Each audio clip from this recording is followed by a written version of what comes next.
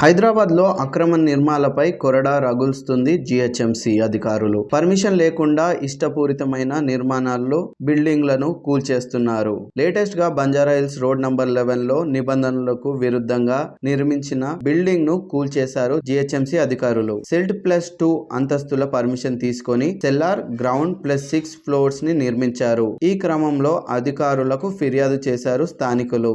అధికారులు పట్టించుకోకపోవడంతో కోర్టును ఆశ్రయించారు.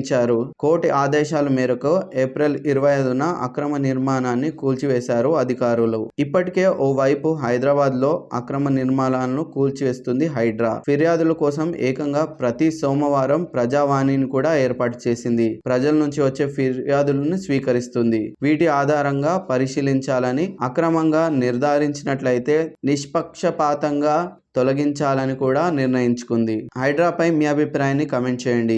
ఈ వీడియో మీకు నచ్చినట్లయితే లైక్ చేయండి. మీ ఫ్రెండ్స్ అండ్ ఫ్యామిలీ మెంబర్కి షేర్ చేయండి. మరిన్ని లేటెస్ట్ అప్డేట్స్ కోసం మా ఛానల్ని సబ్స్క్రైబ్ చేసుకోండి.